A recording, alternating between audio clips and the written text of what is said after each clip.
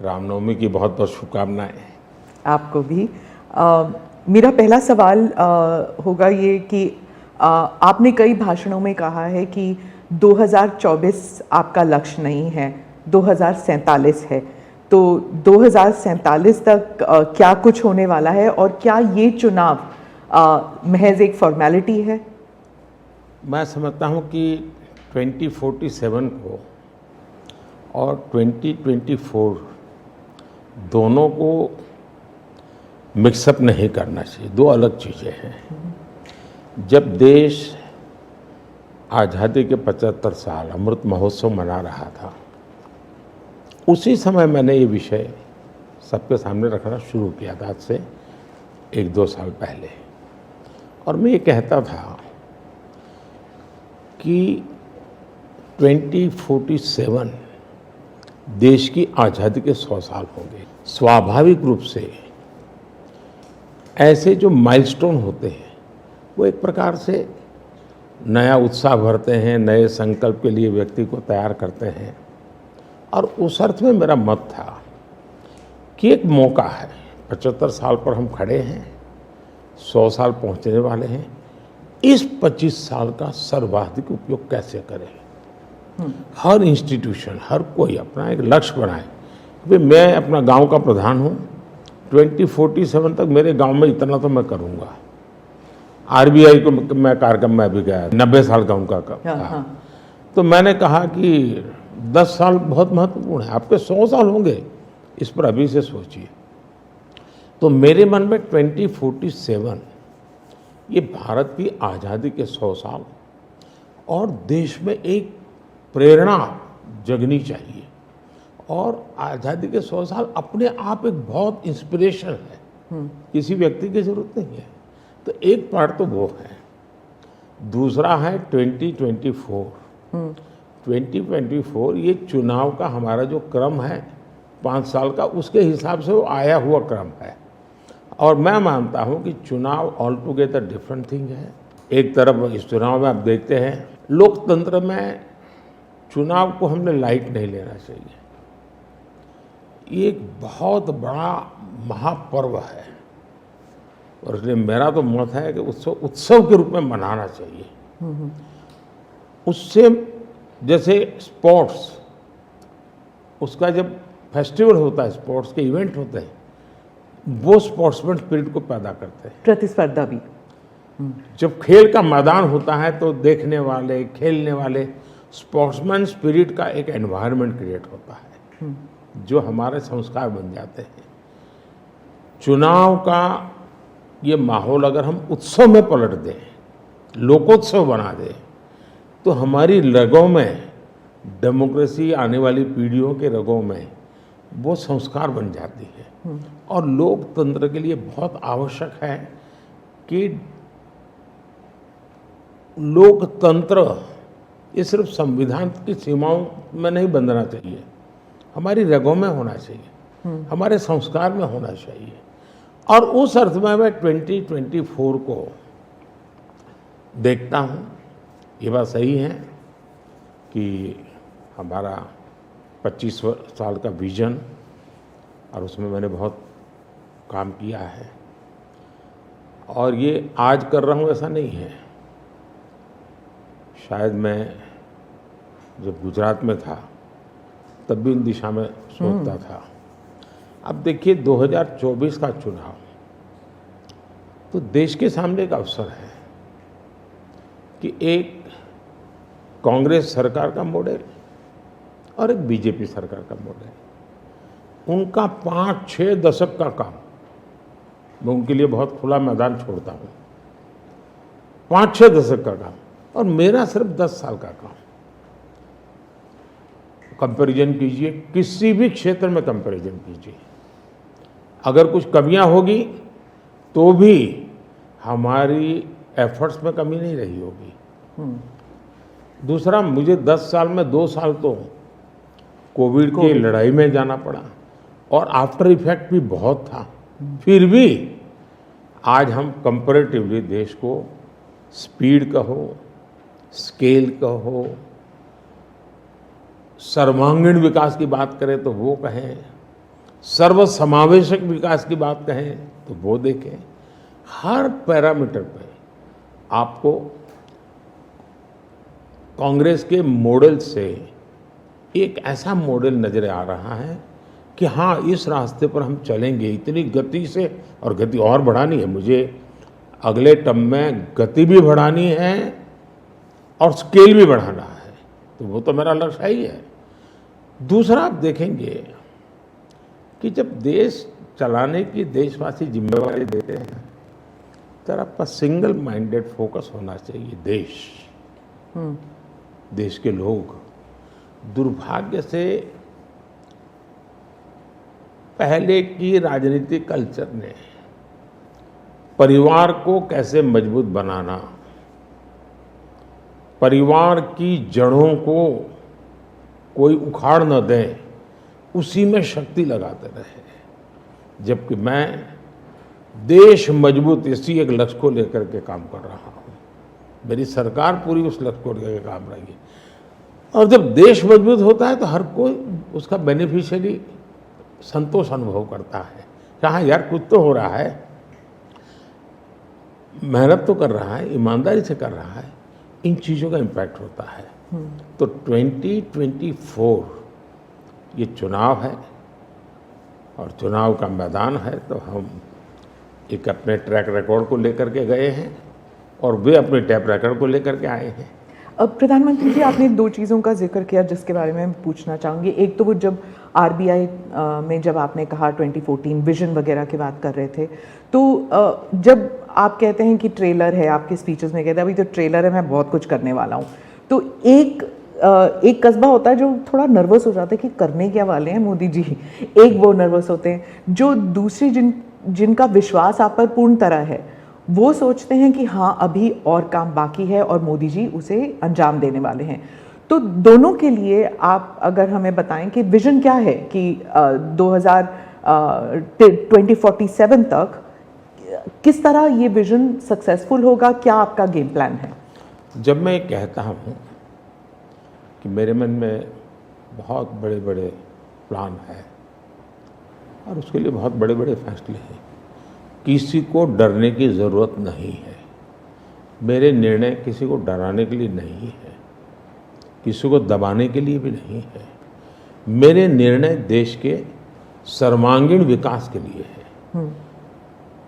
जन कल्याण के लिए है। देश के युवाओं के एस्पिरेशंस को मैं देर करना नहीं चाहता हूँ, मैं समय बिगाड़ना नहीं चाहता हूँ, उस अर्थ में मैं कह रहा हूँ। दूसरी बात है, ज़्यादातर सरकारों का स्वभाव होता है वो ये मिजाज में रहते हैं हमने तो सब कुछ कर लिया, हम तो सब कुछ करते हैं। मैं नहीं मानता हूँ मैंने सब कुछ कर लिया है। मैंने ज़्यादा से ज़्यादा करने का प्रयास किया है, सही दिशा में जाने का प्रयास किया है। फिर भी बहुत कुछ है जो मुझे अभी भी करना है, क्योंकि मैं देखता हूँ मेरे देश की कितनी आवश्यकताएं हैं। हर परिवार का सपना, वो सपना कैसे पूरा हो, ये मेरे दिल में पड़ा हुआ है। और इसलिए मैं कहता हूँ जो हुआ है वो ट्रेलर है, आपको अच्छा लगा है, लेकिन मैं बहुत अधिक करना चाहता हूँ, उस अर्थ में मैं उस बात को कहता हूँ। दूसरी बात है कि 2047 का जो विजन का सवाल है, एक तो मैं लंबे समय तक मुख्यमंत्री रह करके आया हूँ और मैं अनुभव करता था कि बार बार चुनाव, आचार संहिता, किसी भी राज्य में चुनाव हो तो मेरे राज्य से 30-40 सीनियर अच्छे अफसर ऑब्जर्वर के नाते जाते थे इलेक्शन ड्यूटी, तो 40-50 दिन तक वो बाहर रहते थे। तो मुझे चिंता रहती थी कि मैं सरकार कैसे चलाऊं, क्योंकि देश में ऐसे चुनाव होते ही रहते और मेरे ऑब्जर्वर जाते रहते। तो फिर मैंने सोचा कि मैं ये इसको वैकेशन नहीं मानता हूँ। मैं चुनाव होगा तो उस पीरियड को वैकेशन के रूप में नहीं लूँगा। मैं अफसरों को पहले से काम देता हूँ, भाई अगली सरकार के लिए ये काम करो। तो मैं उस समय भी 100 दिन का प्लान करता था। हाँ, उसी पे पूछना था मुझे। हाँ। अभी तो चुनाव हो ही रहे हैं, अभी रिजल्ट्स भी नहीं आए और आप 100 दिन का प्लान बना रहे हैं। मैं चुनाव में जाने से पहले शुरू किया हूँ। हाँ। और दरअसल मैंने कैसे किया कि मैं पिछले 2 साल से 2047 को ध्यान में रख के काम करता था, और उसके लिए मैंने देश भर में लोगों के ओपिनियन मांगे, सुझाव मांगे। शायद 15 लाख से अधिक लोगों के मैंने सुझाव दिए हैं कि वो आने वाले 25 साल में हिंदुस्तान को कैसे देखना चाहते हैं। और मैंने सभी यूनिवर्सिटीज़ को कांटेक्ट किया, मैंने अलग अलग एनजीओ को कांटेक्ट किया, संगठनों को, और 15-20 लाख लोग उन्होंने इनपुट दिया। फिर मैंने एआई की मदद लेकर के उसको सब्जेक्ट वाइज बनाया, उसका काफ़ी मैंने टेक्नोलॉजी, आर्टिफिशियल इंटेलिजेंस, हाँ, टेक्नोलॉजी का भरपूर उपयोग किया। ओके। मैंने हर विभाग में अफसरों की एक डेडिकेटेड टीम बनाई कि भाई इस पर काम कीजिए, कैसे हो सकता है, अगले टर्म के लिए 25 साल के लिए। 25। और फिर मैंने खुद ने उनके साथ बैठा, प्रेजेंटेशन दिए 2-2, 2.5 घंटे, और मेरा विजन के अनुरूप क्या चीज़ें हैं, कौन सी चीज़ें डुएबल हैं, कौन सी चीज़ें डुएबल नहीं, थोड़ा सा ट्रेलर बता सकते हैं? उसको मैं ऐसा है कि आचार संहिता चल रही है। अच्छा। मैं अभी अगर इन चीज़ों को बताऊंगा तो शायद कोई उसको गलत अर्थ में ले लेगा, तो मैं उसमें फंसना नहीं चाहता हूँ जी। लेकिन इसमें कुछ छुपा हुआ नहीं है, मिल ही जाएगा। दूसरा मैंने कहा कि मैं चाहता हूँ कि ये जो मैं डॉक्यूमेंट बना रहा हूँ, जो मेरा विजन है, लेकिन वो विजन मोदी की बपौती नहीं है, वो 15-20 लाख लोगों के विचारों को उसमें समाहित किया। एक प्रकार से इसकी ओनरशिप देश की है। 15-20 लाख लोग इनपुट देते हैं, मतलब पूरा देश दे रहा है जी। मैंने क्या किया है कि मैंने उसको अभी डॉक्यूमेंट के रूप में तैयार करवा रहा हूँ। जैसे ही चुनाव प्रक्रिया पूरी हो जाएगा, ओके। मैं चाहूँगा कि स्टेट उस पर काम करे। स्टेट को क्या लगता है, क्या हो सकता है, क्या नहीं। और वो सिर्फ बीजेपी स्टेट्स नहीं है, सभी। नहीं, पूरा देश, ये देश का है, ये भाजपा का नहीं है जी। ओके। ये काम देश का है जी। फिर मैं नीति आयोग की मीटिंग बुलाऊंगा, उसमें इस पर व्यापक चर्चा करूंगा मुख्यमंत्रियों के साथ, और फिर उसमें से एक फाइनल चीज बनेगी। दूसरी तरफ मैंने अफसरों को कहा कि अभी जो हमारे सामने चित्र बना है, जो कुछ भी इनपुट आए उसके आधार पर मैंने अपने इनपुट दिए, उसमें से मुझे 3 हिस्सों में काम करना है। एक, बीजेपी का जो मैनिफेस्टो आएगा उसमें से करणीय काम तुरंत कैसे ले सकते हैं। दूसरा, ये जो 25 साल का हमारा जो एक खाका बना है, जो मेरा अपना विजन है, अभी तो मैं चाहूँगा कि मुझे और भी उसमें क्रिटिकल इनपुट चाहिए मुझे। मैं ऐसा नहीं मानता हूँ कि सब कुछ मुझे ही समझ और मुझे ही दिखता है। कोशिश मैंने भारी की, मैंने काफ़ी समय लगाया इसमें। उसको मैं 3 हिस्सों में बांटा। एक 25 साल, उसके लाइट में मेरे नेक्स्ट 5 ईयर, और उसके लाइट में मेरे फर्स्ट 100 डेज। तो इस प्रकार से मैंने पूरा डिजाइन बना के अफसरों को काम पे लगा दिया है, क्योंकि मैं 1 मिनट भी गंवाना नहीं चाहता हूँ जी। अब आपको याद होगा 2019 में बहुत कम लोगों को ध्यान रहता है, उस समय भी मैंने 100 दिन का काम दे करके चुनाव के मैदान में गया था, और जब मैं वापस आया आर्टिकल 370 100 दिन में मैंने कर दिया। 3 तलाक से मेरी बहनों को मुक्ति दिला दी, पहले 100 दिन में किया। यूएपीए बिल सिक्योरिटी को लेकर के हमने 100 दिन में कर दिया। बैंकों का मर्जर बहुत बड़ा काम था, हमने 100 दिन में किया। इतना ही नहीं, पशु का टीकाकरण, ये कोविड के टीकाकरण की इतनी चल रहा है ना, मैं देश में पहली बार करीब 15,000 करोड़ रुपया लगा करके पशुओं के टीकाकरण का बड़ा अभियान चला रहा हूँ, और मैंने 19 में पहले 100 दिन में किया था। तो मैं 100 दिन क्या काम करना वो हैफाजत नहीं करता, मैं बिल्कुल प्लानिंग करके उसको आधार पर आगे चलाता हूँ। मोदी जी, आपने एक टर्म कॉइन किया है जो बहुत ही लोकप्रिय हो गया है, मोदी की गारंटी। अब चुनाव के वक्त कई लोग कह रहे हैं कि क्या उम्मीदवार जो है वो नॉट इम्पॉर्टेंट है, वोट तो सिर्फ मोदी जी को जा रहा है क्योंकि मोदी जी की गारंटी है। तो इलेक्शन के दौरान ये सब टर्मिनोलॉजी इम्पोर्टेंट होता है। पहली बात है, उम्मीदवार ही नहीं, चुनाव में हर मतदाता इम्पोर्टेंट होता है। चुनाव में बूथ लेवल का कार्यकर्ता भी इम्पोर्टेंट होता है, कैंडिडेट भी उतना ही महत्वपूर्ण होता है। और इसलिए ये कह देना कि और किसी का महत्व नहीं होता है, ये वरना इतना बड़ा चुनाव हो ही नहीं सकता है जी, तो बहुत महत्व होता है। जहाँ तक गारंटी का सवाल है, आज हमारे यहाँ दुर्भाग्य से शब्दों के प्रति जो कमिटमेंट होना चाहिए वो एक प्रकार से लग रहा है कि ये तो चलते का नाम गाड़ी, कुछ भी बोल दो, कहीं पर भी बोल दो, कोई जिम्मेवारी नहीं। अब आप देखा होगा इन दिनों एक नेताजी के पुराने ढेर सारे वीडियो बाजार में घूम रहे हैं और उनके एक विचार से दूसरा विचार कितना कॉन्ट्राडिक्टरी है। अब लोग एक साथ देखते होगा, अरे ये आदमी इतना हमें मूर्ख बनाता था, हमारी आँख में धूल झोंकता। अभी मैंने एक नेता का भाषण सुना, उन्होंने कहा एक झटके में मैं गरीबी हटा दूंगा। अब जिनको 5-5, 6-6 दशक देश का राज करने को मिला, वो जब आज कहेंगे कि मैं एक झटके में गरीबी हटा दूंगा, तो देश सोचता है ये क्या बोल। तो मुझे लगता है पॉलिटिकल लीडरशिप की क्वेश्चनेबल होती जा रही है। ऐसे में प्राण जाए और वचन न जाए, ये महान परंपरा से हम निकले हुए लोग हैं। मैं मानता हूं कि नेताओं ने ओनरशिप लेनी चाहिए, जिम्मेवारी लेनी चाहिए। ये मैं जो बोल रहा हूं मतलब मेरी जिम्मेवारी, ये कोई करेगा ऐसा करेगा ऐसे नहीं चलता है। और उसमें से मैंने बल दिया है गारंटी का। मैं कमिटमेंट भी करता हूं और उसका मैं ओनरशिप ले रहा हूं। और जब ओनरशिप लेते हैं ना तो देश को भरोसा होता है। आज आप देखिए कि हम जो बात कहते हैं उस पर लोगों का भरोसा है। 370 हटाऊंगा, भले हमें पार्टी का जन्म हुआ तब से हम कह रहे थे, हमारे श्यामा प्रसाद मुखर्जी ने बलिदान दिया था, लेकिन हम उस पर पक्के मन से लगे हुए थे। जब मेरा मौका आया मैंने पूरी हिम्मत दिखाई, 370 गई और आज जम्मू कश्मीर का भाग्य बदल गया। 3 तलाक कितने ही चीजों से गुजरा, पॉलिटिकल लीडरशिप डर गई, लोगों को रहा भी इनके पर क्या भरोसा करें।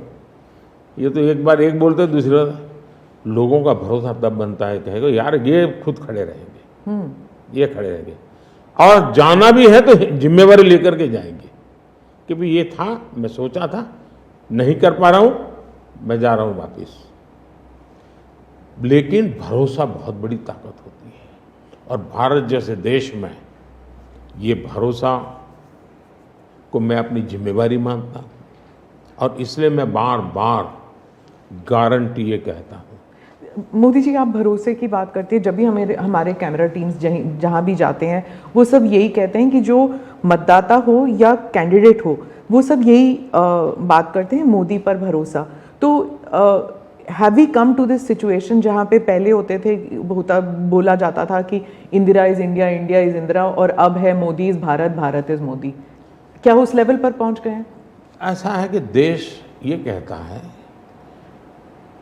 और जो मैं खुद भी फील करता हूँ कि ये माँ भारती का बेटा है, ये माँ भारती का संतान है।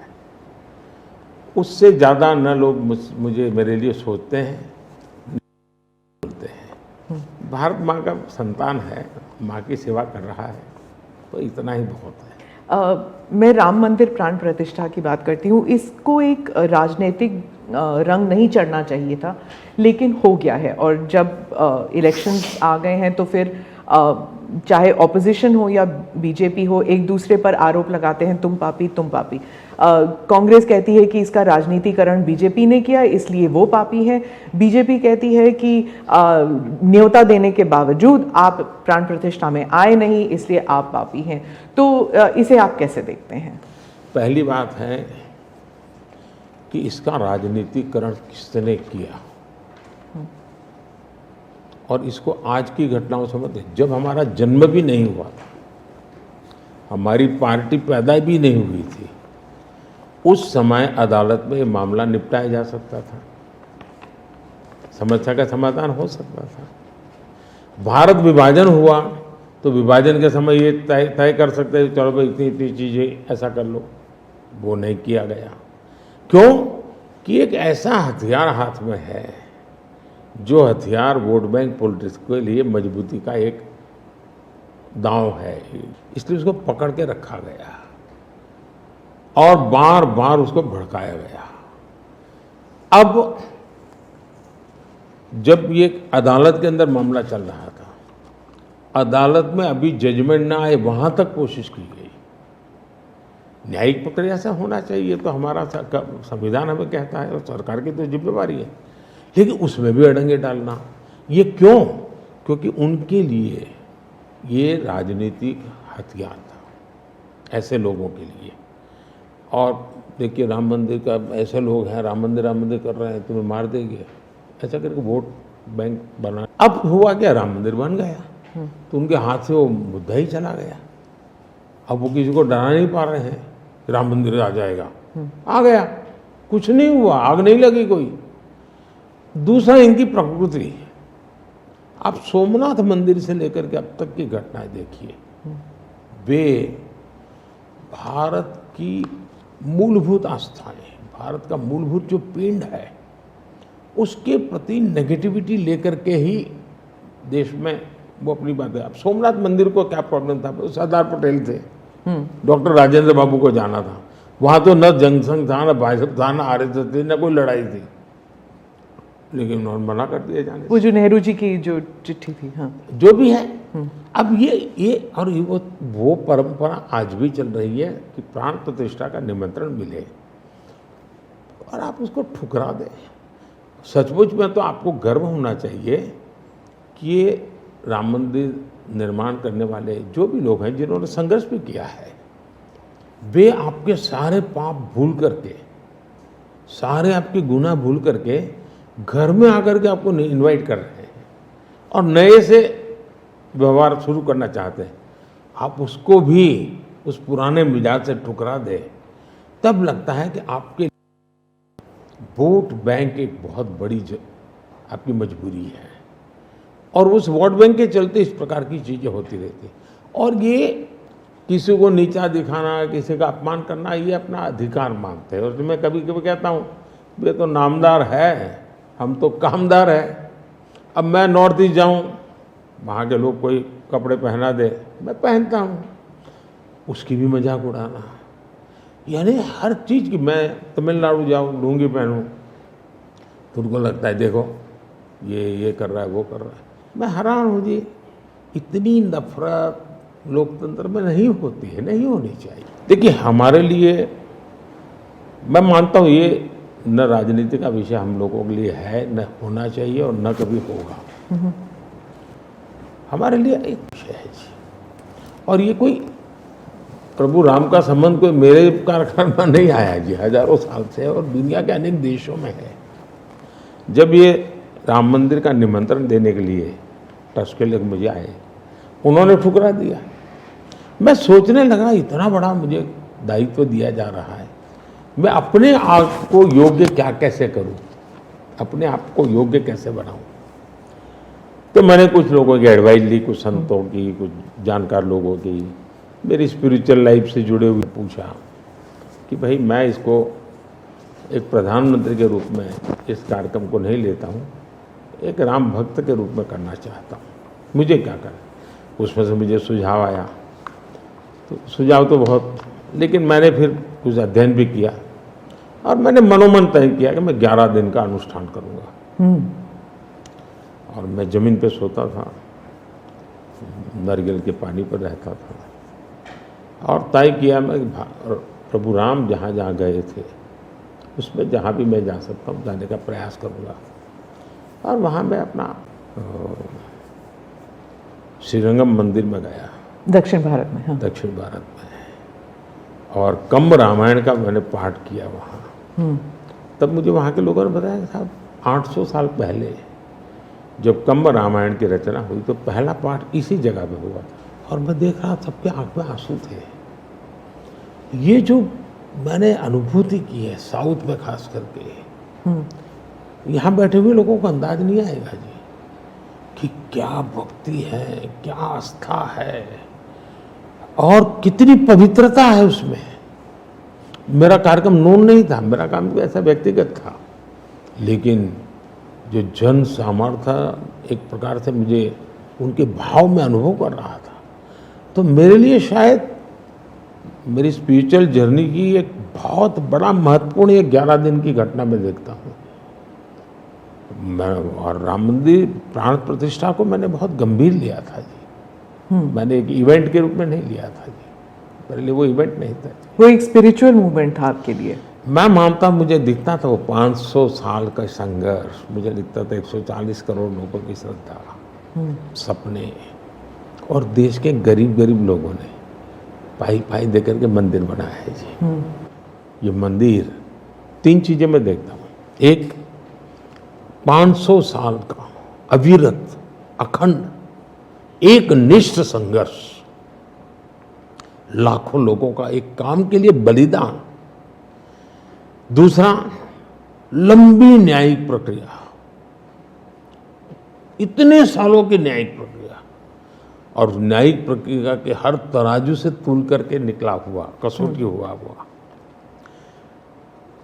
दूसरा, टेक्नोलॉजी का उपयोग, ASI के द्वारा उसकी खुदाई, सबूत, ये एक बहुत बड़ा। और चौथा, हिंदुस्तान के कोटि कोटि 2-5 रुपया जो भी दे सकते हैं दे करके ये मंदिर बनाया है। ये मंदिर सरकारी खजाने से नहीं बना है। ये ऐसे पहलू हैं कि जो भारत के स्वाभिमान को, भारत के सामर्थ्य को, भारत के सपनों को, भारत के संकल्प को और भारत के आने वाली पीढ़ी को बहुत बड़ी प्रेरणा देने वाले हैं। हम दक्षिण भारत की बात करते हैं तो पहले मैं दक्षिण भारत के कुछ मुद्दों के बारे में उठाऊंगी। बीजेपी का एक ऐसा नेता तमिलनाडु में उभर के आया है जो इसके लिए मीडिया अटेंशन काफ़ी कुछ आ रहा है, वो है अन्नामलाई जी। तो वो काफ़ी कॉन्फिडेंट है कि तमिलनाडु में बीजेपी को डबल डिजिट फिगर आएंगे। तो क्या ये उनका ओवर कॉन्फिडेंस है कि आप भी तमिलनाडु इतनी बारी जा चुके हैं? पहली बात है कि तमिलनाडु जनसंघ के जमाने से और भारतीय जनता पार्टी, मैं कहता हूँ 5-5 पीढ़ी हमारी इस विचार के लिए वहाँ खप चुकी है। तो एक निरंतर काम चला है। जब कांग्रेस से लोग निराश हुए तो प्रादेशिक पक्षों की तरफ गए, और लंबे अरसे तक प्रादेशिक पक्षों का जो कुछ भी कामकाज देखा है, अब लोग निराश हो गए। निराशा के इस माहौल में उन्होंने दिल्ली में भाजपा की सरकार का मॉडल देखा, हिंदुस्तान में अन्य राज्यों में भाजपा की सरकार का मॉडल देखा, देश भर में जो तमिल बंधु रहते हैं उन्होंने अपने घरों में जाके बताया भी हम जिस राज्य में रहते हैं वहाँ तो ये हो रहा है। तो लोग स्वाभाविक तमिल प्रजा कंपैरिजन करने कि जो हवा खड़ा किया गया था ये तो अच्छा काम कर रहे हैं। अब जैसे मैंने तमिल काशी संगम किया तो तमिलनाडु में डीएम के ये तो पानीपुरी वाले करके मजाक उड़ाते थे, लेकिन जब तमिलनाडु के लोग काशी संगम कार्यक्रम में आए और काशी का रूप रंग देखा, उन्होंने कहा ये हमने तो जो सुना था ऐसा नहीं है, ये तो बहुत डेवलप दिखता है, बड़ी प्रगति हो रही है, IT का नेटवर्क दिखता है। तो सोचने का तरीका बदलने लगा और उसके कारण DMK के प्रति जबरदस्त गुस्सा पैदा हुआ है। मैं कल्पना नहीं करता हूँ इतना बड़ा गुस्सा पैदा हुआ है। वो गुस्सा पैदा डाइवर्ट हो रहा है बीजेपी की तरफ पॉजिटिव वे में। और अन्नामलाई एक बहुत ही अच्छे आर्टिकुलेट है, यंग है, बहुत ही अपनी IPS कैडर में बहुत बड़ी प्रतिष्ठित नौकरी छोड़ कर के आए हैं। दूसरा, लोग सोचते कि यार इतना बड़ा होनहार कैरियर छोड़ के आया आदमी तो DMK AIADMK में चला जाता उसकी तो जिंदगी बन जाती, तो वो मानना है कि नहीं गया, वो बीजेपी में आया। तो लोग आप यार ये बीजेपी में गया मतलब कुछ मेटल है, कुछ अच्छे इरादे वाला इंसान लगता है, तो स्वाभाविक रूप से उसके आकर्षण का केंद्र बना है। हम हर स्तर के हर छोटे मोटे कार्यकर्ता जिसमें क्षमता है अवसर देते हैं। हमारा कोई परिवारवादी तो पार्टी है नहीं, परिवार से चलित पार्टी नहीं है, जिन पार्टियों में of the family, by the family and for the family होता है।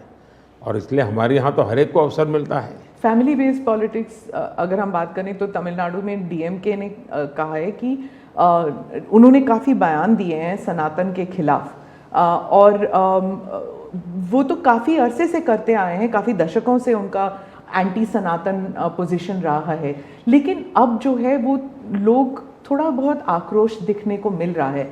तो आप क्या समझते हैं कि is it because of awareness कि लोग बीजेपी की तरफ मुड़ रहे हैं, या फिर सनातन के खिलाफ जो उनके स्टेटमेंट्स है वो बाकी राज्यों में भी ये फैल रहा है? अब मैं इस सवाल को जरा अलग तरीके से देखता हूँ।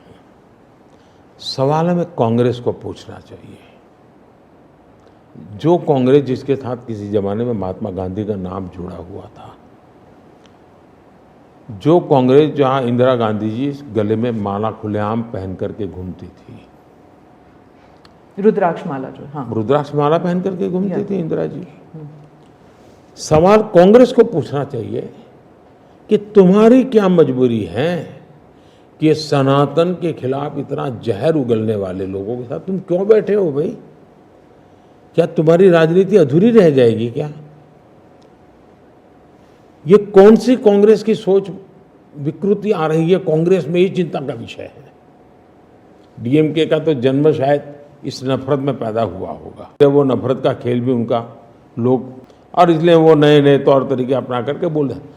प्रश्न उनका नहीं है, प्रश्न कांग्रेस जैसी पार्टी का है कि उसने अपना मूल कैरेक्टर गंवा दिया है क्या?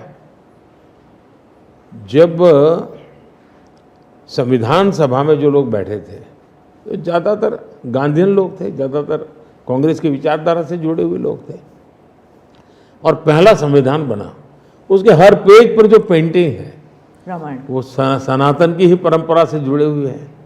तो आपका संविधान बना, उस संविधान में सनातन का गौरव का हिस्सा था, और आज सनातन को इतनी भयंकर गालियां देने की हिम्मत हो, साथ चुनाव की राजनीति करें, उनके साथ मंच साझा करें, मजबूरी कांग्रेस की, ये देश के लिए चिंता कर। और जो तमिलनाडु के मुख्यमंत्री और कुछ और दक्षिण के मुख्यमंत्री हैं, वो कहते हैं कि जो दक्षिण है वो अलग इकाई है, उत्तर अलग इकाई है, दक्षिण भारत और उत्तर भारत, और बीजेपी जो है वो दक्षिण भारत में सेंध नहीं कर सकती। राहुल गांधी ने तो संसद में भी पूर्व से देखें, बंगाल से देखें, उड़ीसा, आंध्र प्रदेश, तेलंगाना, तमिलनाडु, केरल तक जाएं, पूरे उस एरिया में बीजेपी सेंध नहीं कर पाएगी। दो अलग इकाई है क्या दक्षिण भारत और उत्तर भारत? पहली बात है, भारत बहुरत्ना वसुंधरा है, भारत विविधताओं से भरा हुआ देश है।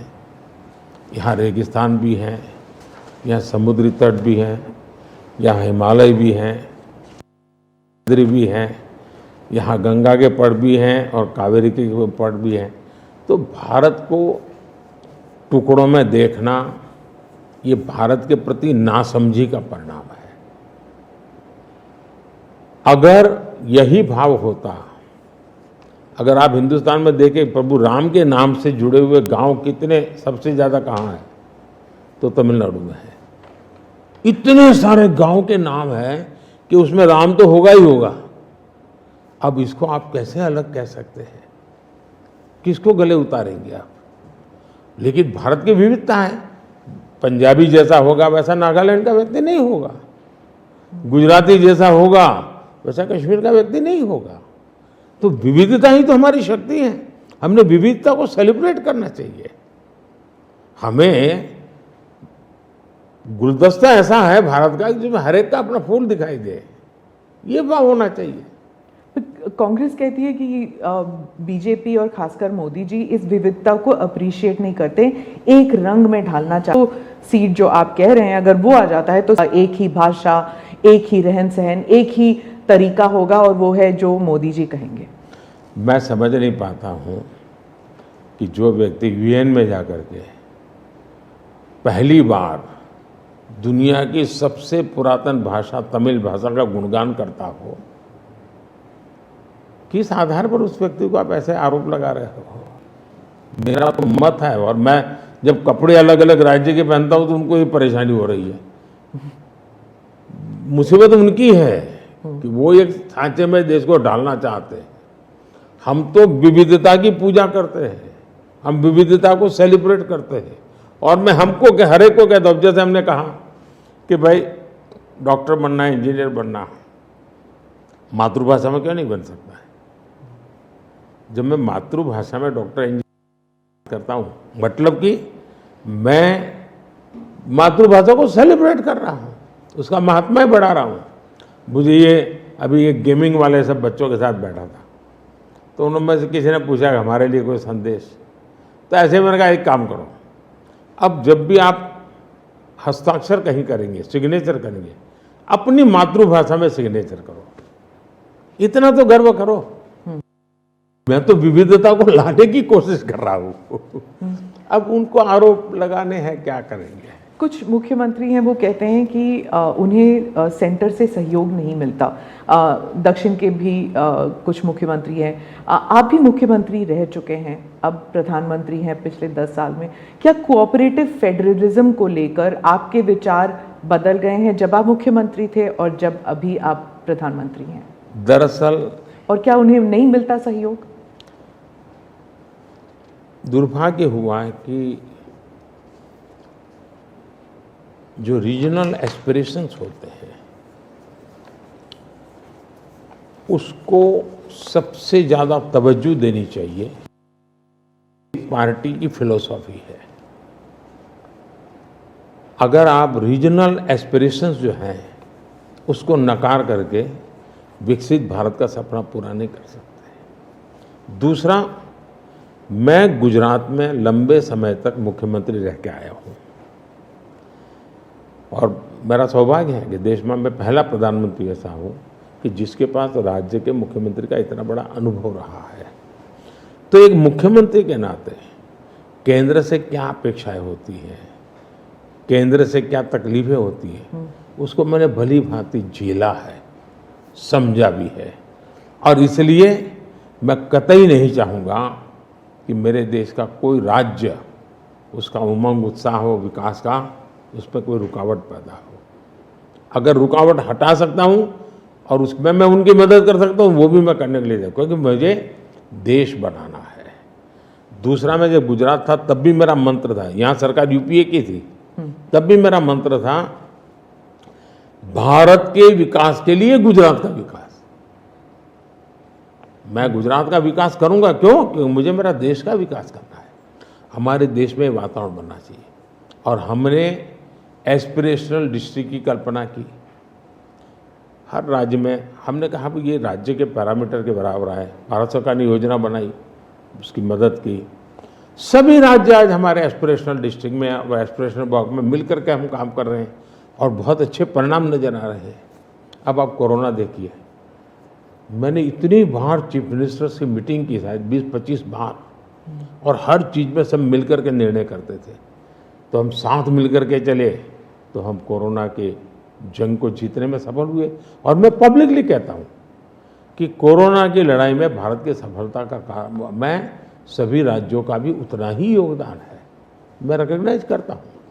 और इसलिए मैंने हमेशा कहा है कि देश को आगे ले जाना है तो हमें कॉम्पिटिटिव कोऑपरेटिव फेडरलिज्म चाहिए।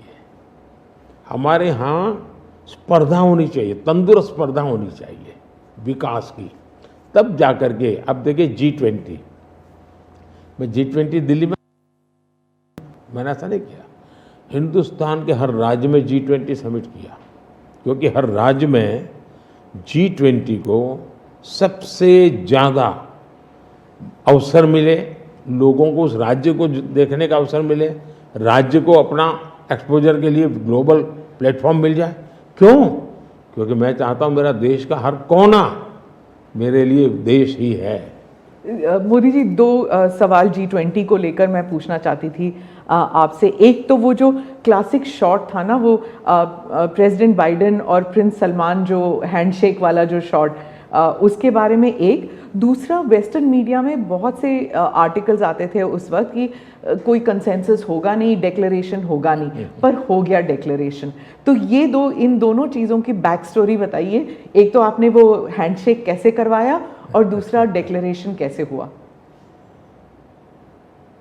एक ग्लोबल गुड जब उसके लिए काम करते हैं और अपने निजी कोई इफ्स एंड बट्स नहीं होते हैं, तो आप दुनिया को ऑन बोर्ड ले सकते हैं।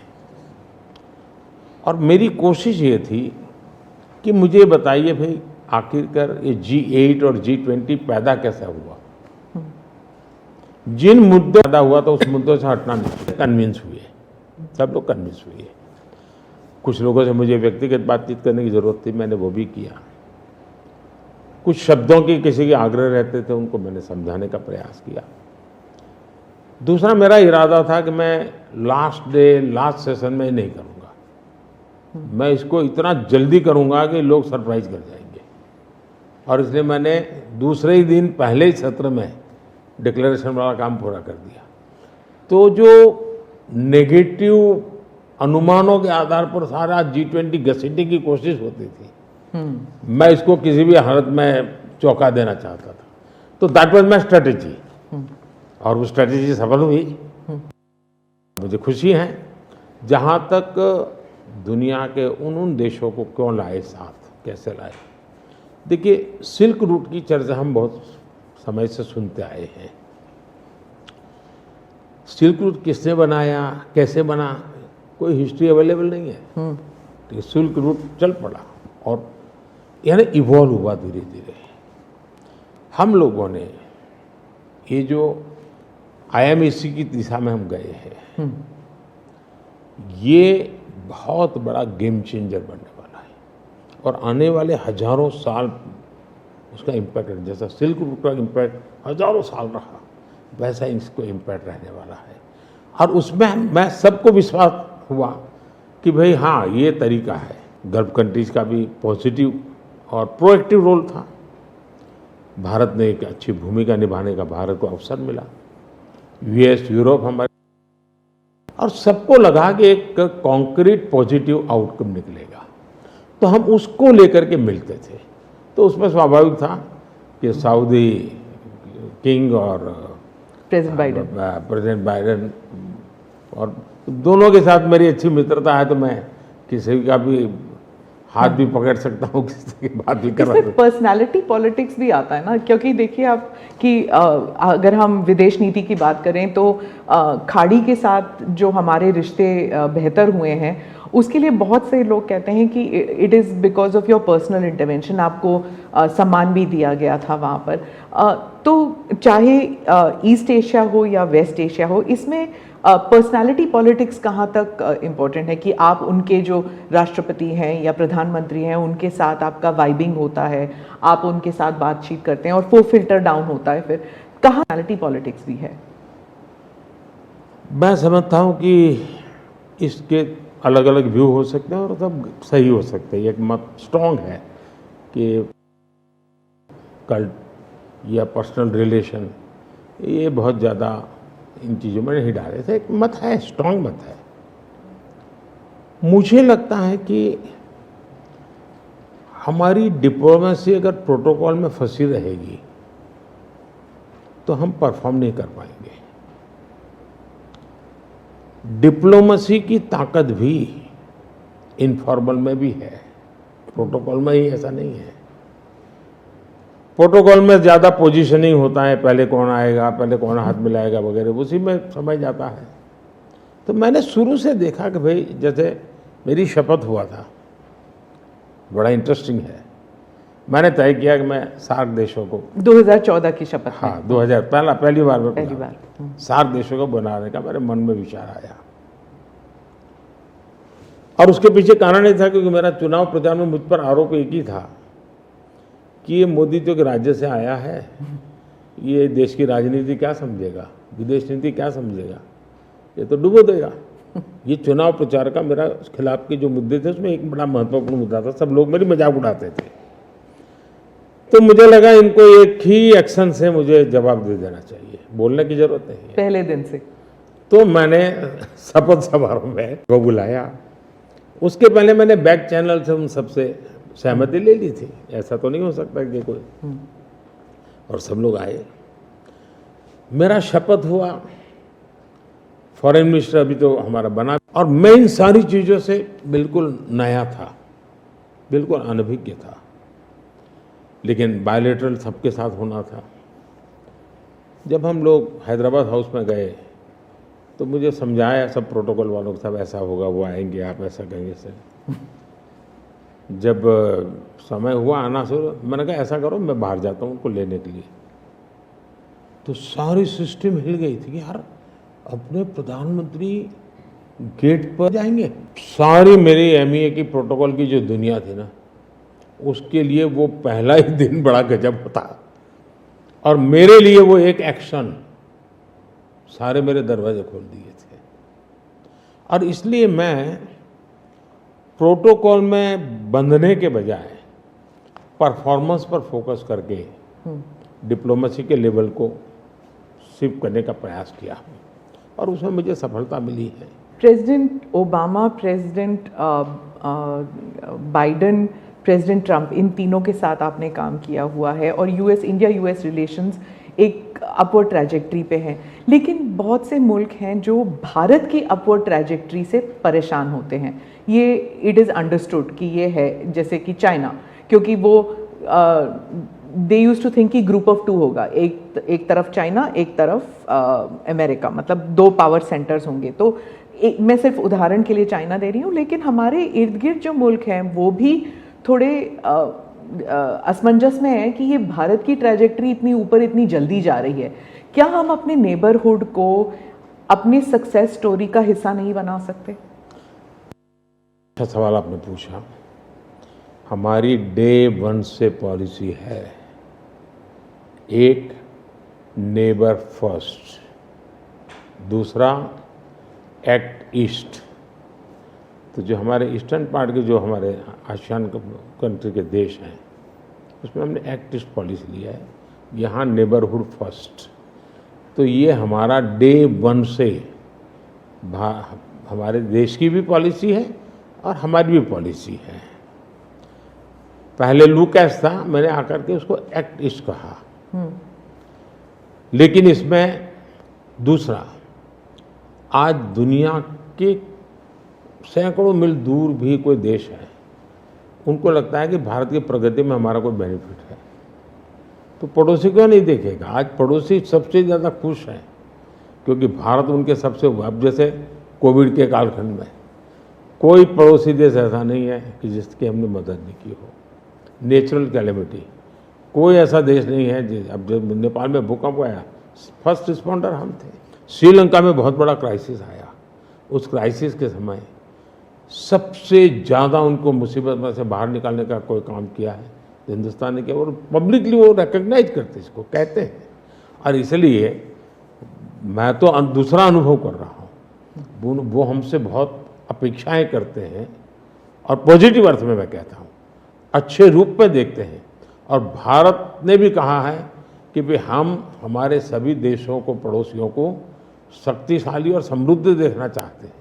आपने दोस्ती का हाथ बढ़ाया था 2014 से ही पाकिस्तान, चाइना के साथ भी ऐसे किया था, लेकिन जब आप सक्सेस स्टोरी या अपने नेबरहुड फर्स्ट की बात करते हैं तो पाकिस्तान, चाइना, मालदीव्स ये भी आते हैं, और यहाँ पर कटाक्ष है अगर आप बात करें तो। इसके लिए सुधार उसमें उनकी अंदरूनी राजनीति महत्वपूर्ण है। भारत और उन देशों का संबंधों से ज़्यादा उनका इंटरनल पॉलिटिक्स के लिए कुछ चीज़ें जरूरी है। जी, विदेशी मीडिया वो हमेशा कहती है कि Modi is the most popular prime minister in India. वो इस बारे में कोई दो राय नहीं है, लेकिन ये भी कहती है a strong Modi means democracy start sliding. मतलब लोकतंत्र के लिए खतरा है अगर मोदी जी और स्ट्रॉन्ग हो जाएंगे। लेकिन भारत में कुछ और ही है, वही रेटिंग्स, वही एजेंसीज कहते हैं कि लोग जो हैं वो खुश हैं कि मोदी जी अगर स्ट्रॉन्ग हो जाएं, तो उन्हीं के रेटिंग्स ये कहते हैं। आप इस बारे में क्या कहेंगे? पहली बात है कि उनकी टर्मिनोलॉजी क्या है, और उनके इस कंक्लूजन पर आने का आधार क्या है, ये अपने आप में एक रिसर्च का विषय है। लेकिन मैं ये समझ नहीं पाता हूँ कि जिस देश में 6 लाख पंचायतें चुने हुए लोगों से चलती हो, दुनिया में कोई देश ऐसा है कि जहाँ 6 लाख पंचायतें और नियमित रूप से चुनाव जहाँ होते हैं, इतने राज्य, अनेक पार्टियों की सरकारें, हमारे देश में शायद ही कोई ऐसी पॉलिटिकल पार्टी होगी जो कहीं सत्ता में ना हो। तो ये सब होने के बावजूद अगर ये कहना कि सर्वसत्ताधीश कोई बन रहा है, तो ये तो मुझे लगता है उनको जानकारियों का अभाव है हिंदू। दूसरा, अगर मोदी सर्वसत्ताधीश के रूप में रहता तो G20 में मेरे अगल बगल में ही कर रहा है। मैंने तो राज्यों के पास, क्योंकि डेमोक्रेटिक कैरेक्टर है ये हमारा। मोदी जी, एक मैं मदर ऑफ डेमोक्रेसी इसकी दुनिया में गुंज कर रहा हूं, तो उनको क्वेश्चन हो रहा है, क्योंकि वो अभी भी स्वीकारने को तैयार नहीं कि भारत मदर ऑफ डेमोक्रेसी है। हाँ, एक सवाल था, यूक्रेन में जब युद्ध चल रहा था तो भारत के जो वहाँ पर छात्र थे उन्हें सुरक्षित रूप से वापस भारत लाया गया। ये एक दिल हिलाने वाला किस्सा था। इसमें आपने हॉस्टिलिटीज़ रोकने के लिए पर्सनल हस्तक्षेप किया था, पर्सनल इंटरवेंशन किया था, ये सुनने में आया है। तो इसके बारे में कुछ बताएंगे? देखिए, यूक्रेन की चर्चा ज़रा ज़्यादा हुई खिलाफ, लेकिन मैं 14 से लेकर ऐसी कई घटनाएं हैं। अगर आपने एक सुषमा स्वराज जी का एक इंटरव्यू है, आप देखिए कि कैसे यमन में से हमने हिंदुस्तान के लोगों को लाए, और सऊदी किंग के साथ मैंने बात कर करके उनसे कहा भाई मुझे वहाँ यमन से लोगों को लाना है, तो आपका बॉम्बार्डिंग चल रहा है, हम कर नहीं पा रहे हैं, मुझे कैसे? तो उन्होंने कहा कुछ समझ दीजिए मुझे। और सुषमा जी ने अपने इंटरव्यू में सारी चीज़ें कही हुई है। भारत की रिक्वेस्ट पर एक पीरियड रहता था जिस पीरियड में बॉम्बार्डिंग नहीं होता था, और उस समय हम हवाई जहाज़ में हमारे लोगों को निकालते। यमन से करीब 5000 लोगों को हम लाए थे। उसी प्रकार से यूक्रेन में मेरा यूक्रेन से भी इतना ही घनिष्ठ नेता है, मेरा रशिया से भी इतना ही घनिष्ठ नाता रहा है। दोनों राष्ट्रपति के साथ में बहुत मित्रतापूर्ण मेरा रहा है। मैं पब्लिकली राष्ट्रपति पुतिन को कह सकता हूँ कि युद्ध का समय नहीं है। मैं यूक्रेन को भी कह सकता हूँ पब्लिकली कि बातचीत के रास्ते पर ही जाना चाहिए, और इसके कारण मेरी क्रेडिबिलिटी है। और जब मैंने कहा भाई भारत के इतने लोग, हमारे नौजवान फंसे हुए हैं और मुझे आपकी मदद चाहिए, और मैं आप क्या व्यवस्था कर सकते हो, फिर मैंने बताया मैंने इतनी व्यवस्था की है, आप इतना मेरी मदद कीजिए। उन्होंने मदद की, और भारत के तिरंगे की ताकत इतनी थी कि विदेशी व्यक्ति की भी भारत का तिरंगा हाथ में रखता था तो उसके लिए जगह मिल जाती थी। तो मेरा तिरंगा ही मेरी गारंटी बन गया था। मोदी जी, मैं डोमेस्टिक पॉलिटिक्स पे वापस आती हूँ। एक सवाल है इलेक्टोरल बॉन्ड्स के बारे में। राहुल गांधी जो हैं वो हर भाषण में कहते हैं, और विपक्ष के नेता भी कहते हैं कि इसमें धांधली हुई है। आपकी पार्टी के लोग भी कहते हैं कि अगर गलती है, अगर इसमें कोई गुंजाइश है इसके सुधार में, तो वो कर सकते हैं। क्या ये गलत फैसला था इलेक्टोरल बॉन्ड्स का? पहली बात है कि हमारे देश में लंबे अरसे से चर्चा चली है कि चुनावों में काला धन एक बहुत बड़ा खतरनाक खेल हो रहा है। देश के चुनावों को काले धन से मुक्ति मिले, इसके लिए कुछ करना चाहिए। चर्चा लंबे समय से चल रही है। चुनाव में खर्च तो होता ही होता है, कोई इनकार नहीं कर सकता है। मेरी पार्टी भी करती है, सब पार्टियां करती हैं, कैंडिडेट भी करते हैं, और पैसे लोगों से लेने पड़ते हैं, सब पार्टियां लेती हैं। मैं चाहता था कि हम कुछ कोशिश करें कि इस काले धन से हमारे चुनाव को कैसे मुक्ति मिले, ट्रांसपेरेंसी कैसे आए। एक प्रामाणिक पवित्र विचार मेरे मन में था, रास्ते खोज रहे थे। एक छोटा सा रास्ता मिला, वही पूर्ण है वैसा हमने उस समय भी क्लेम नहीं किया था। पार्लियामेंट में डिबेट में सबने उसको सराहा भी था। आज जो लोग उलट पुलट बोल रहे हैं उन्होंने सराहा था, पार्लियामेंट डिबेट देख लीजिए। हमने कैसे कैसे काम किया, जैसे 1000 और 2000 के नोट खत्म कर दिए। चुनाव में वही बड़े बड़ी मात्रा में ट्रैवलिंग करते हैं, क्यों कि ये काला धन खत्म हो। हमने सुप्रीम कोर्ट ने कहा था कि 20,000 रुपये तक पॉलिटिकल पार्टियां कैश ले सकती हैं। मैंने कानून बनाकर, नियम बना करके 20,000 को 2,500 कर दिया। क्यों? क्योंकि मैं नहीं चाहता था कि ये कैश वाला कारोबार। फिर मैंने कहा है कि इलेक्टोरल बॉन्ड, कि जो पार्टी अपना सीक्रेसी मेंटेन करना चाहती है। होता था क्या, जैसे हम पहले बीजेपी में चेक से पैसा लेंगे तय किया, तो सब व्यापारी लोग हमें आकर के कहें साहब हम चेक से दे ही नहीं सकते। हमने कहा क्यों नहीं दे सकते?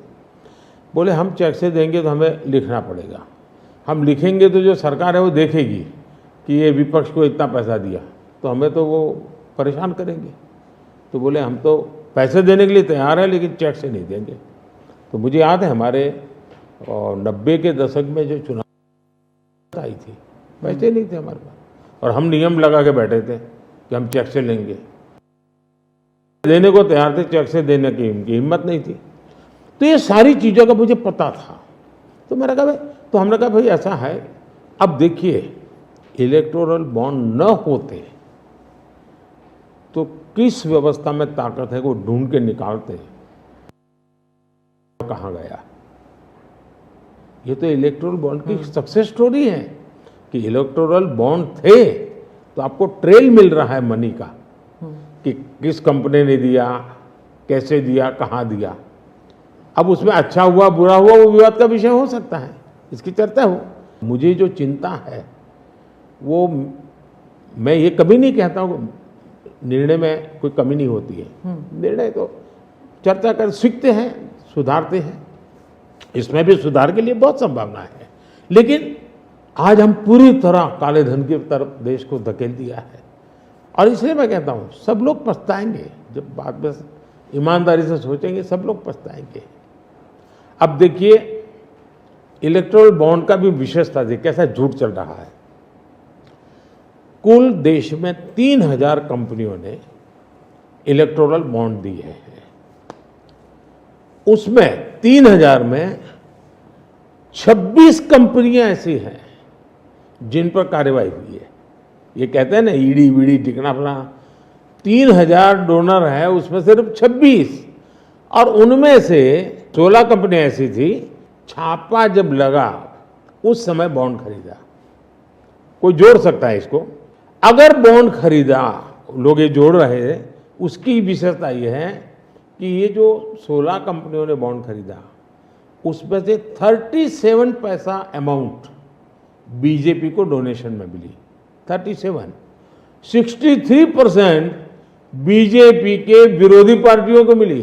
अगर पूरे जोड़े जाएं तो हाँ। मैं ये 16 कंपनी जिसका ईडी सीबीआई कोई न कोई उस समय एक्शन भी हुआ और बॉन्ड भी निकला, 37% अमाउंट बीजेपी ने, 63 ऑपोजिशन को। क्या ईडी रेड करे और ऑपोजिशन को डोनेशन देने का कार्यक्रम वर्क करे? क्या बीजेपी ऐसा करेगी? इसका मतलब कि 63% पैसा विपक्ष के पास जाए और आप आरोप हम पर लगाएं, लेकिन उनको गोलमोल बोलना है और भाग जाना है। हम ट्रांसपेरेंसी की बात करते हैं तो विपक्ष कहता है कि ईडी, सीबीआई, आईटी, सारे के सारे इदारे जो हैं, इलेक्शन कमीशन को भी जोड़ते हैं वो, कि सारे इदारों पर बीजेपी हावी है और लेवल प्लेइंग फील्ड है ही नहीं। मतलब they already making the ground कि इलेक्शन जो है वो। इसमें एक भी कानून मेरी सरकार ने नहीं बनाया, चाहे ईडी हो, सीबीआई हो, चाहे इलेक्शन कमीशन। ऊपर से हमने तो इलेक्शन कमीशन में सुधार किए हैं। आज इलेक्शन कमीशन बनता है तो ऑपोजिशन भी उसमें होता है। पहले तो प्रधानमंत्री एक फाइल पे साइन करके इलेक्शन कमीशन बना देता था, और जो उनके परिवार के साथ निकट जुड़े थे, ऐसे ऐसे लोग इलेक्शन कमिश्नर बने थे। ऐसे लोग इलेक्शन कमिश्नर बने थे जो वहाँ से निकलने के बाद राज्यसभा के मेंबर बने, उनकी सरकार के मिनिस्टर बने। ऐसे इलेक्शन कमिश्नर बने थे जो कांग्रेस के बाद में कैंडिडेट बने।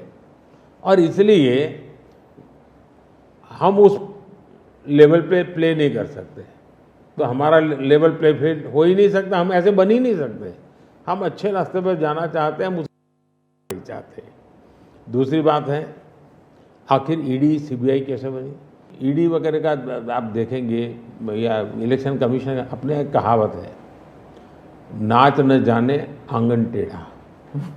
और इसलिए कभी ईवीएम का बहाना निकालेंगे, कभी मूलतः पराजय के लिए वो कुछ रीजनिंग अभी से सेट करने में लगे हैं ताकि पराजय उनके खाते में न चढ़ जाए। वो कह रहे हैं लड़े कैसे आप? या तो ऑपोजिशन लीडर्स को जेल में डाल रहे हैं, या फिर अगर वो आपकी पार्टी में आ गए तो सारे पाप धुल गए। कितने ऑपोजिशन लीडर जेल में हैं? कोई मुझे बताए। और क्या यही ऑपोजिशन लीडर उनके सरकार चलाते थे? या जेल का डर है? हाँ? डर तो पाप का होता है जी, ईमानदार को क्या डर होता है? मेरे यहाँ भी तो उन्होंने मेरे होम मिनिस्टर सबको जेल में डाल दिया था। दूसरा, ईडी की बात करते हैं। आप गुजरात के बारे में कह रहे हैं जब आप मुख्यमंत्री? हाँ, मैं मुख्यमंत्री था। अच्छा, जो ईडी की बात करते हैं, ईडी ने जितने, उसमें से सिर्फ, देश को समझना, सिर्फ 3% ही पॉलिटिकल लोग इन्वॉल्व है जिन पर एक केस हुए हैं।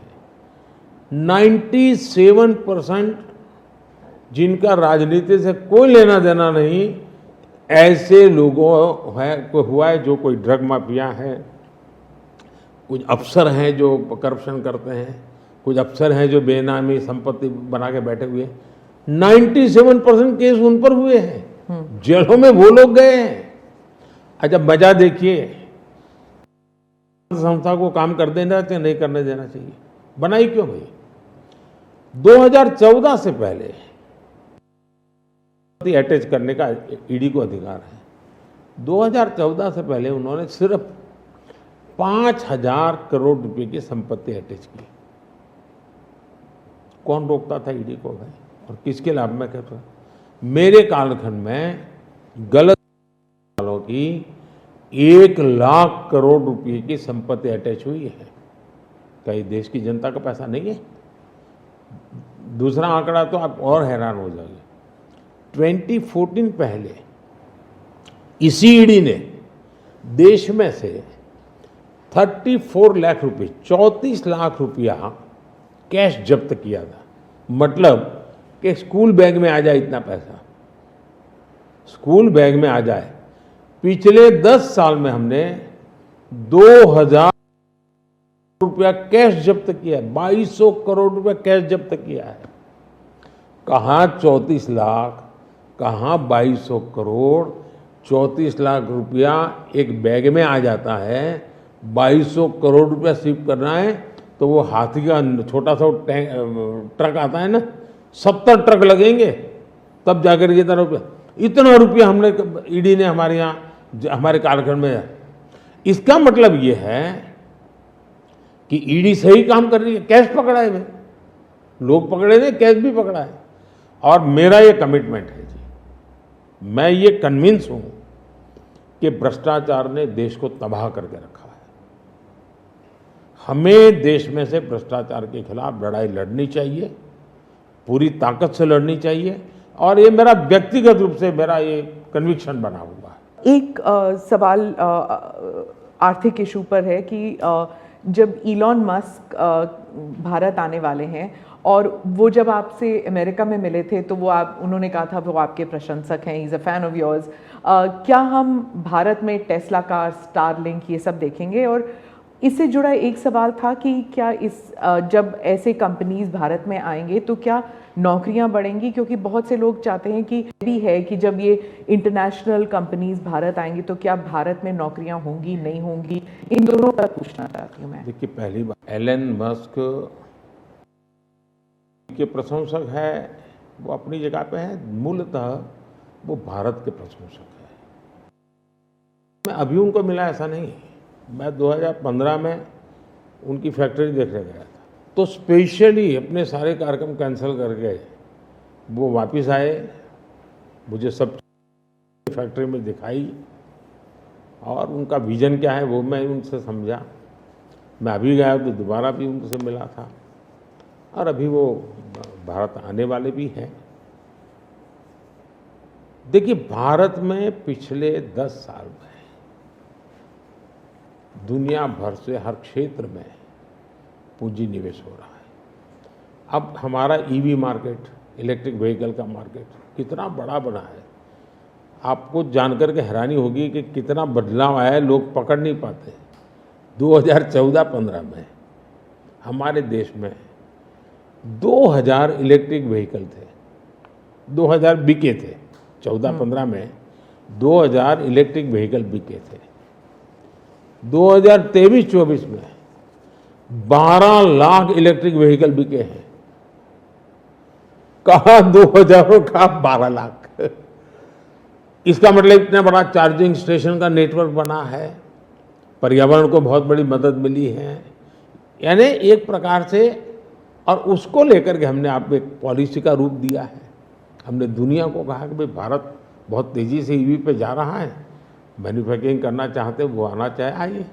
इतना ही नहीं, मैं चाहता हूँ हिंदुस्तान में निवेश आना चाहिए, क्योंकि भारत में वो चीज़ें जिसमें भले पैसा किसी का भी लगा हो, पसीना मेरे देश का लगना चाहिए, उसके अंदर सुगंध मेरे देश की मिट्टी की आनी चाहिए, ताकि मेरे देश। और मैं उसके लिए, आप देखिए, गूगल उसका बड़ा काम यहाँ कर रहा है, सैमसंग यहाँ पर आया, एप्पल बहुत बड़ी मात्रा में यहाँ पर आया। हमारे यहाँ बड़ोदरा के अंदर एयरक्राफ्ट मैन्युफैक्चरिंग के लिए काम शुरू हुआ। ये अभी तो ताइवान के एक लीडर का बड़ा अच्छा बयान भी आया। यानी हम हर क्षेत्र में चाहते हैं कि लोग टेक्नोलॉजी ट्रांसफर करें, हम चाहते हैं कि लोग पूंजी निवेश करें, हम चाहते हैं कि हमारे देश के नौजवानों को रोजगार मिले। मैं ये अब मुझे मंजूर नहीं है कि मेरा देश का गेहूं बाहर जाए और ब्रेड में बाहर से लूँ। मैं ऐसा नहीं चलाऊंगा। जो भी करूंगा मेरे देश में करूंगा, मेरे देश के नौजवानों के लिए करूंगा। इसके लिए नीतियां भी बनाता हूं, हिम्मत के साथ बनाता हूं, और लोग आ भी रहे। प्रधानमंत्री जी, अंत में 2 सवाल पूछना चाहूँगी। एक तो फर्स्ट टाइम वोटर्स, पहले बार जो मतदान करने वाले हैं, उनके लिए आपका क्या संदेश है? और दूसरा, जो ईमानदार मध्यम वर्गीय करदाता है, honest middle class taxpayer, millions are there, तो उनके लिए वो क्या उम्मीद कर सकते हैं मोदी 3.0? देखिए, मैं जो विकसित भारत की बात करता हूँ, उसके साथ साइमल्टेनियस किसका भविष्य जुड़ा हुआ है? जो आज 20 साल का, 22 साल का है, वो 2047 में है। उसकी पूर्ण जिंदगी का एक कालखंड है एक प्रकार से, तब वो 40, 45, 50 का होगा। मतलब ये भारत के विकसित भारत बनने की प्रक्रिया और उसकी जिंदगी की प्रक्रिया दोनों साथ है। गोल्डन अपॉर्चुनिटी है उसके साथ। ये सबसे ज्यादा बेनिफिशियरी आज का जो फर्स्ट टाइम वोटर है, वो 2047 का सबसे बड़ा बेनिफिशियरी बनने वाला है। ये बात मैं उसको समझा रहा हूं कि भाई मैं तेरा भविष्य बना रहा हूं, तुम मेरे साथ जुड़ जाओ। और मैं क्या मानता हूं कि वो जुड़ेगा। दूसरा, फर्स्ट टाइम वोटर जो है वो परंपरागत चीजों से बाहर आना चाहता है। अब आप देखिए, विपक्ष का पूरी तरह इकोनॉमी को फेल करने वाला घोषणा पत्र है। एक प्रकार से विपक्ष का घोषणा पत्र जो फर्स्ट टाइम वोटर है या पिछले जिनकी उम्र 25 से कम है, उनके भविष्य को रौंदने वाला उनका मैनिफेस्टो के इकोनॉमिक प्रोग्राम है। वो तो खटाखट खटाखट खटाखट पैसे देने वाला। मैं उनको क्या, आगे एनालिसिस करोगे तो सबसे बड़ा नुकसान ये जो देश के 25 साल की उम्र से कम उम्र वाले लोग हैं, उनके भविष्य को रौंदने वाला एक प्रोग्राम है जी। बर्बाद हो जाएगा। मुझे उनकी ज़िंदगी बनानी है। मैं देश में इनोवेशन को बल देना चाहता हूँ। देखिए देश में जो पैटेंट इन दिनों रजिस्ट्री हुई, हिस्टोरिकल रिकॉर्ड है पैटेंट के। तो यंग जनरेशन को लगता है हाँ हमारी ज़िंदगी बढ़ रही है। आज डेटा मेरे देश का इतना सस्ता है, मैं जानता हूँ मेरे देश के सस्ता डेटा का परिणाम है कि मैं देश में डिजिटल रिवॉल्यूशन लाने में मेरे नौजवानों को मैंने ताकत दी है। आज वो दुनिया, मुझे अभी गेमिंग वाले बच्चे मिले थे, वो कहते थे साहब दुनिया के देश में हम खेलने के लिए जाते हैं, वहाँ डेटा इतना महंगा है। बोले हम 50 बार सोचते हैं, हम भारत के अंदर इतना हमारे लिए अवसर है, इतना सस्ता डेटा है तो हम हिम्मत कर रहे हैं। एजुकेशन में आज डेटा सस्ता होने के कारण उसको कितनी फायदा हो रहा है जी। लॉन्ग डिस्टेंस लर्निंग, हाँ हर चीज़ में, टेलीमेडिसिन में। ये जो हमने इन चीज़ों पर कंट्रोल करके रखा है, इसका बहुत बड़ा लाभ हो रहा है, बड़ा रिवॉल्यूशन हो रहा है। और जो मिडिल क्लास टैक्स पेयर है उसके लिए जो देखिए जहाँ तक टैक्स पेयर है, सचमुच में टैक्स पेयर का सम्मान होना चाहिए, टैक्स पेयर का गौरव होना चाहिए। आए दिन रास्ते चलते हर टैक्स पेयर को गाली देते रहेंगे तो देश कैसे चलेगा जी? ये मैं समझ नहीं आता हूँ ये किस सोच का परिणाम है। देखिए क्या बदलाव आया है। मैं टैक्स पेयर की बात करूँ, पिछले 10 वर्ष में ITR फाइल करने वालों की संख्या 2 गुने से अधिक हो गई। पहले 4 करोड़ से भी कम लोग ITR फाइल करते थे, आज 8 करोड़ से ज़्यादा लोग ITR फाइल कर रहे हैं। टैक्स कलेक्शन 3 गुना बढ़ोतरी हुई है। मतलब पहले जो नेट टैक्स कलेक्शन होता था वो 11 लाख करोड़ रुपए होता था, आज net tax collection 34 lakh crore रुपए हो रहा है। ये क्यों हो रहा है? उसको भरोसा है कि वो जो पैसा दे रहा है ना, वो सही जगह पे उपयोग हो रहा है, विकास के काम, चोरी लूटफाट में नहीं आया, इसलिए वो विश्वास के कारण देने के लिए आगे आया है। दूसरा, 7 लाख रुपये तक की इनकम पर टैक्स हमने माफ कर दिया है, जो पहले 2-2.5 लाख पे अटका हुआ था। 7 लाख रुपये कमाई तक कोई टैक्स नहीं देना है, फिर भी मेरे यहाँ टैक्स बढ़ रहा है। यानी और इसलिए मैं मानता हूँ, मैं तो हर टैक्स पेयर का हृदय से आभार व्यक्त करता हूँ, क्योंकि जो मुझे सपने पूरे करने हैं उसमें टैक्स पेयर जो धन देता है उसी से होने वाला है। और मैं मानता हूँ देश की प्रगति के लिए करदाताओं की संख्या बढ़नी चाहिए और करदाताओं पर बोझ कम होना चाहिए। इस मूलभूत फिलॉसफी की तरफ मैं आगे बढ़ना चाहता हूँ। जैसे, और मैं तो करदाताओं से एक प्रार्थना भी करूँगा कि देश के खातिर विकसित भारत के लिए करदाता क्या कर सकता है। मैं उनको कहूँगा कि आप कम से कम 3 लोगों को जो टैक्स नहीं देते हैं उनको प्रेरित करो कि वो टैक्स देना शुरू करें। हर टैक्स पेयर सिर्फ 3 लोगों को प्रेरित करें। और मैं उनको समझाता हूँ, जब मैं गरीब का घर बनाता हूँ उसमें जो ईंट लगती है ना, किसी न किसी टैक्स पेयर की ईंट है, वो उसका जो पुण्य है ना, वो जो परिवार उसमें रहता है, जो पुण्य संतोष व्यक्त करता है, उसका पुण्य उस टैक्स पेयर को जाता है। किसी गरीब को मैं जब मुफ्त राशन देता हूँ, जब खाना पका करके अपने बच्चों को खिलाता है ना, तब वो कोई टैक्स पेयर सोचे कि हाश मैंने टैक्स दिया था, वो भूखा बच्चा खाना खा रहा है, उसको टैक्स देने का आनंद आएगा। और इसलिए मैं टैक्स पेयर का धन, जन कल्याण के काम, इनको कोरिलेट कर करके ही चलना चाहता हूँ, ताकि देने वाले को संतोष हो कि मेरे पैसों से ये हो रहा है। ये बहुत बड़ी आवश्यकता है। और मैं बार बार कहता हूँ कि ये जो गरीब के घर की थाली है ना, उसका संतोष का जो पुण्य है ना, उसका हकदार कोई है तो देश का टैक्स पेयर है।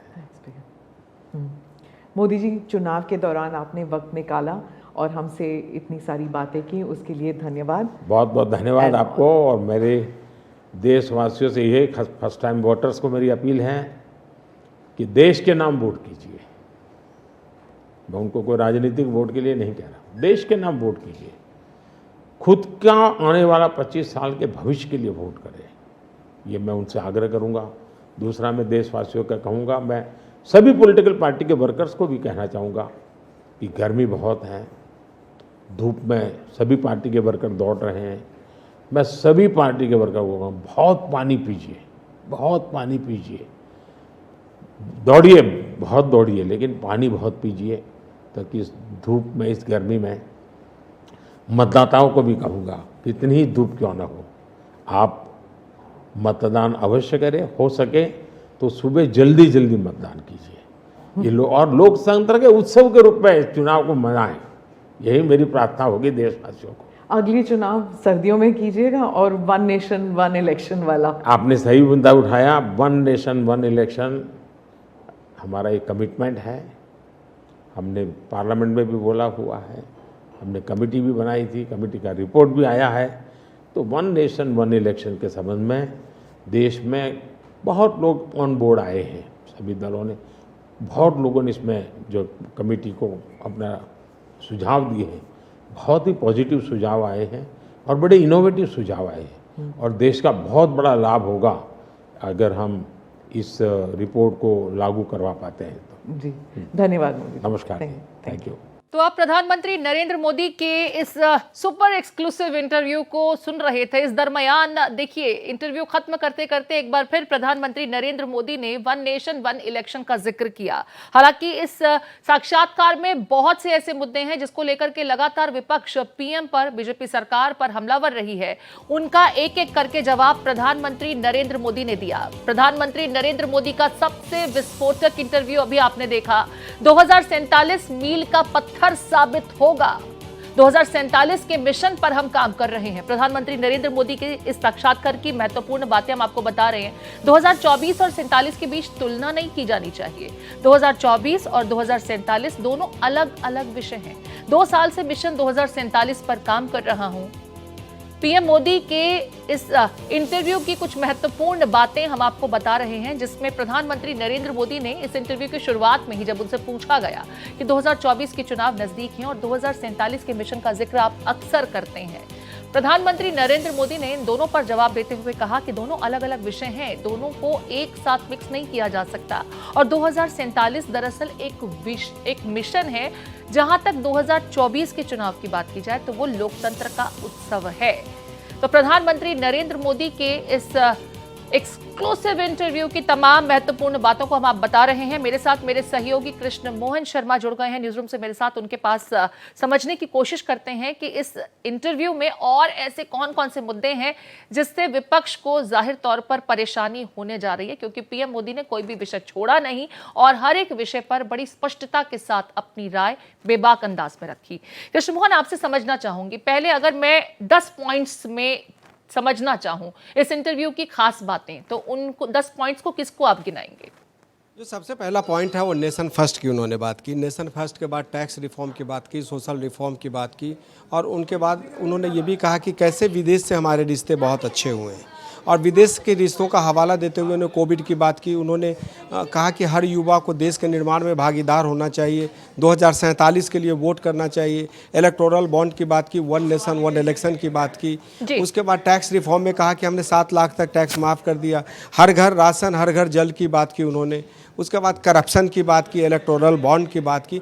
वो तमाम मुद्दे हैं जिसको लेकर बीजेपी उनके ऊपर आक्रामक था। उन्होंने बहुत शालीनता से उसका जवाब दिया और उन्होंने ये बताया कि 2047 में वो क्या करना चाहते हैं। दरअसल नरेंद्र मोदी की जो खासियत ये है कि वो लोगों को बहुत बारीकी से उन्होंने उलझा दिया कि आप 2024 की बात कर रहे हो, मैं 2047 की बात कर रहा हूँ। तो ये वो मान के चल रहे हैं कि 2024 में उन्होंने एक बहुत अच्छी बात की कि फर्स्ट टाइम जो वोटर हैं वो देश के लिए वोट करें, मतलब भारतीय जनता पार्टी और कांग्रेस के लिए वोट मत करें। आप ये देखिए कि देश के लिए कौन बेहतर है। और जाहिर सी बात है कि जो यंग जनरेशन के लोग हैं उसमें इस बात को लेकर एक थॉट प्रोसेस चल रहा है कि फॉरेन पॉलिसी में मोदी का कोई विकल्प नहीं है। तो इस तरीके से उन्होंने बहुत बारीकी से खेल दिया, जिसका जवाब फिर अब विपक्ष देना चाहेगा, दे पाएगा कि नहीं दे पाएगा, ये देखने वाली बात होगी। ठीक है, यहाँ पर एक सवाल उनसे पूछा गया था जिसको लेकर के अभी हालिया तमाम पॉलिटिकल पार्टीज ये आरोप लगाती नजर आ रही हैं कि 400 पार के बाद संविधान में तब्दीलियां करने का मन बना रहे हैं। ऐसा ही एक सवाल उनसे पूछा गया जिसका जवाब प्रधानमंत्री नरेंद्र मोदी ने बड़े अलग अंदाज में दिया। मैं इस पर आपका कमेंट चाहूंगी। विपक्ष एक नैरेटिव जरूर बनाने की कोशिश कर रहा है कि 400 पार का मतलब ये होता है कि संविधान में संशोधन करेंगे, लेकिन शायद इसको अगर हम अंक गणित में समझाना चाहें तो संविधान में संशोधन के लिए 2/3 मेजॉरिटी चाहिए, और 2/3 मेजॉरिटी में अगर हम ज्वाइंट सेशन को भी जोड़ लेते हैं तो अगर 400 की बात करते हैं कि 400 जीत भी जाएंगे, उसके बाद भी अगर 750 सीट में अगर संविधान संशोधन की जरूरत है तो उनको 600 सीटें चाहिए। तो ये बातें एक नैरेटिव बनाने की है, लेकिन ऐसा लगता नहीं है कि अगर भारतीय जनता पार्टी 400 सीटें लाएगी तो कल संविधान का संशोधन कर देगी। ठीक है, यहां पर ईडी को लेकर के विपक्ष लगातार हमला कर रहा है। ईडी या फिर जो सेंट्रल एजेंसीज हैं उसको लेकर के एक सवाल पूछा गया था जिसका जवाब प्रधानमंत्री ने दिया कि देश के 57% ईडी द्वारा जिन लोगों को बुक किया गया या जिनके ऊपर मामले दर्ज किए गए वो नॉन पॉलिटिकल फेसेस हैं। साथ ही साथ जो रिकवरी कांग्रेस के जमाने में और बीजेपी के शासनकाल में हुई है उसका फर्क भी समझाया कि देखिए कितना फर्क है, भ्रष्टाचार कितना ज्यादा है और उसे खत्म करने के लिए लगातार हम प्रयासरत हैं।